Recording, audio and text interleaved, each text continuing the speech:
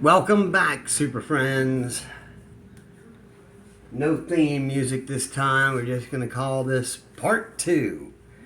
I left off where pretty much where I was telling you the story of how I had to beat up my daddy and I ran away. I finally got into public school and well, things started looking bad for my daddy then. He started really boozing it up big time. And because he couldn't beat me and my brother anymore, my mom wasn't getting, how should I say, in the mood. Because that's what used to get her in the mood, is when my daddy used to beat me and my brother up.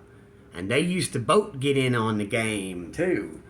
And they would have me laying in a bed in the middle of the room. They take a bed and put it in that and slide it to the middle of the room, and one would be on each side of the bed slinging a belt. And of course, they had me naked, and they'd be slinging the belts, and then if I made a noise, it meant 10 more lashings. Ask the peanut head. He acts like he had all that. My mama wouldn't have done that to him. Whole different story. I'll tell you about that. But my daddy still gave him a few pretty bad whippings too. But I was the mistake. The worst mistake I ever made. That's what my daddy used to say. But it used to pay him. It used to bring him money. Because I told you the story of how my daddy might really have been that guy, Steve.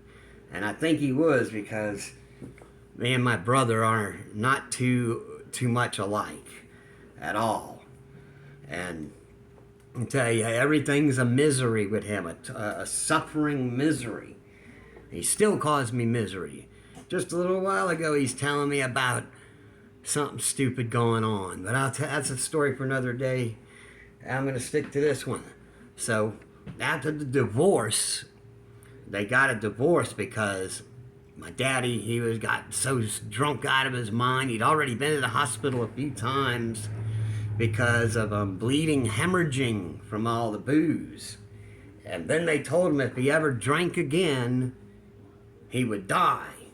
So for about a year, they were separated.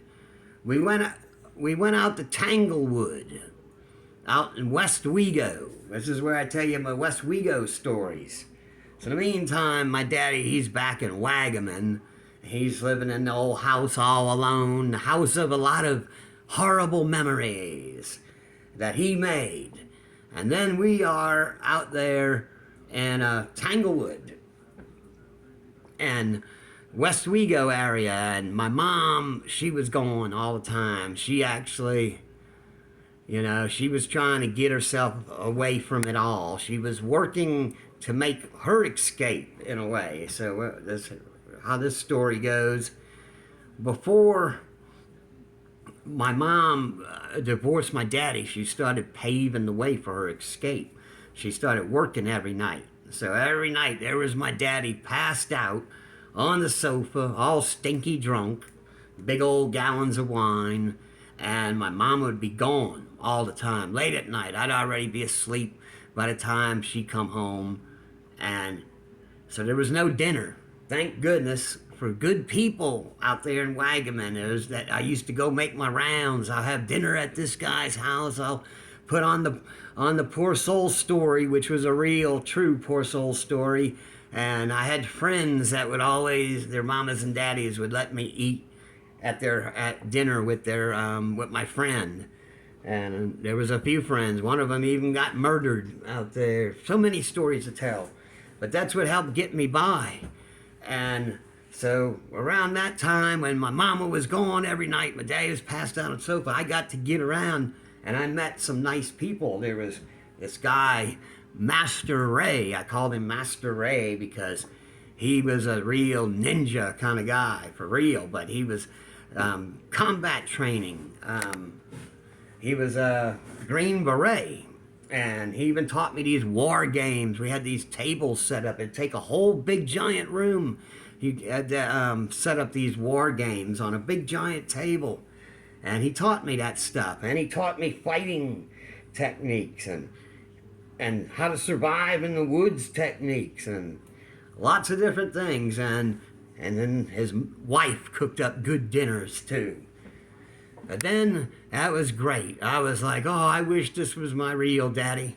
And then my real daddy, he found out I was going there all the time, and he went and talked to him and told Master Ray bad things about me and put on a liar story and said that he needs time with his son, that I'm spending too much time with him.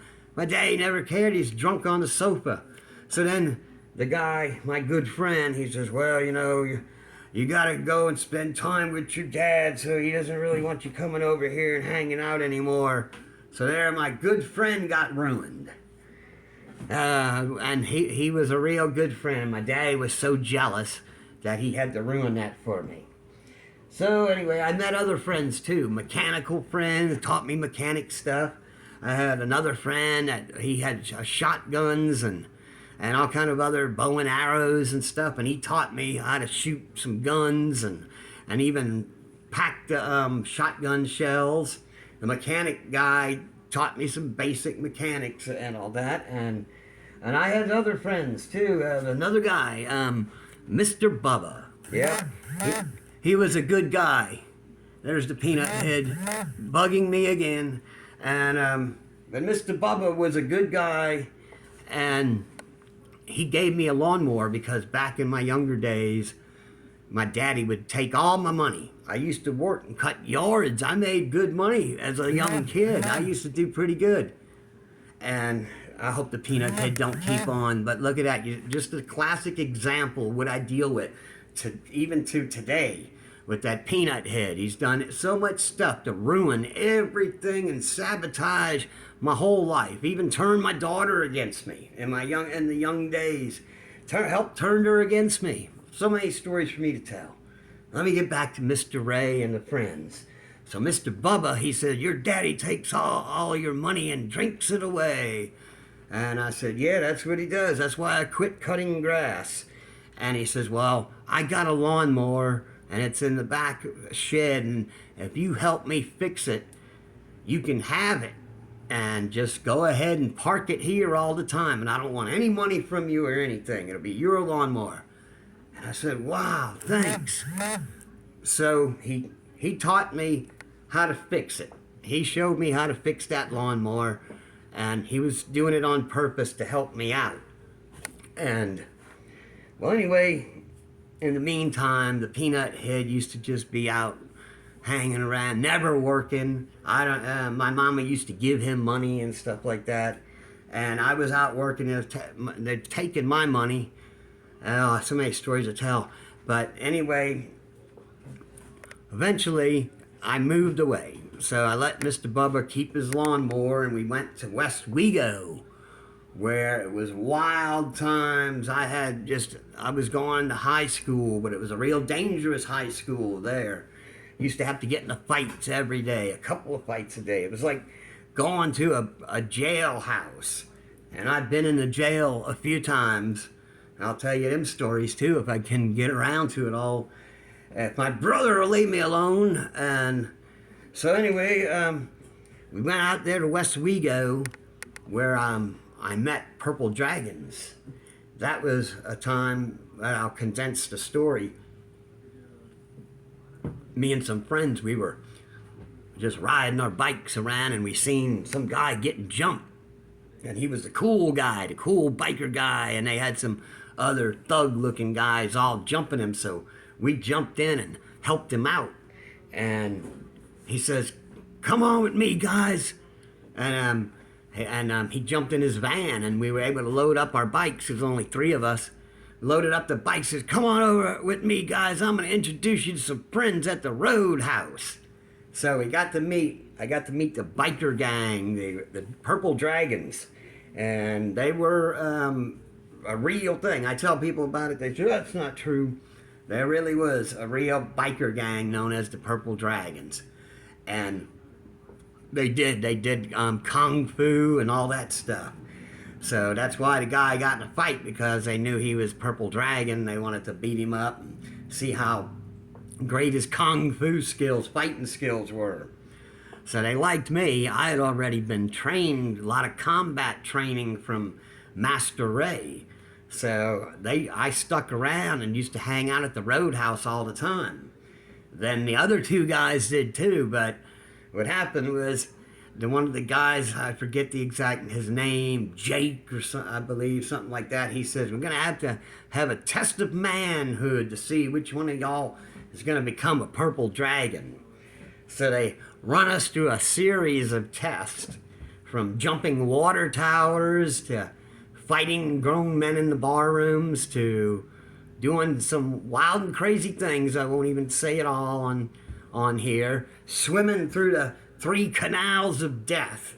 And I'm the only one that passed through that. I think I have a video where I tell you about how I became Purple Dragon.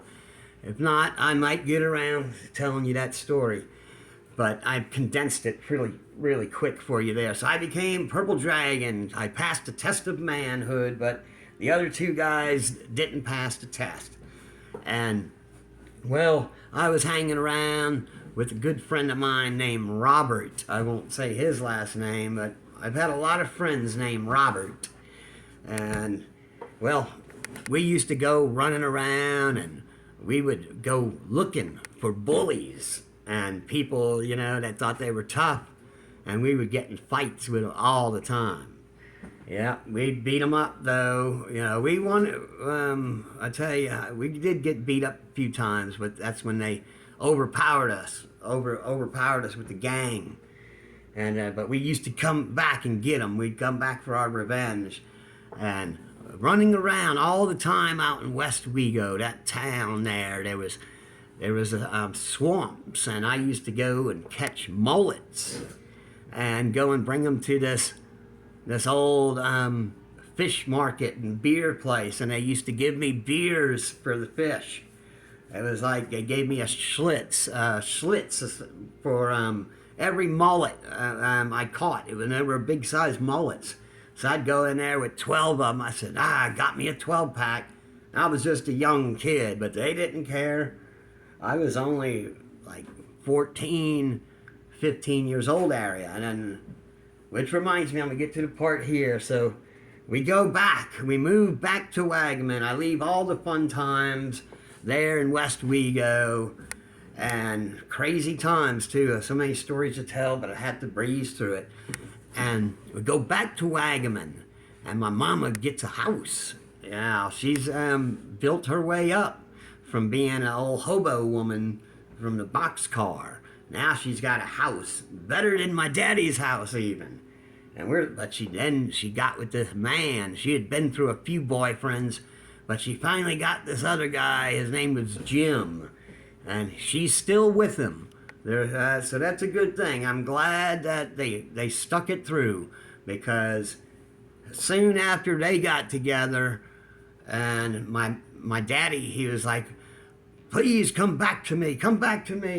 And my mama said, nope, she wants to marry the guy Jim. So my daddy, that night they had to both go and get my brother out of jail for doing something stupid.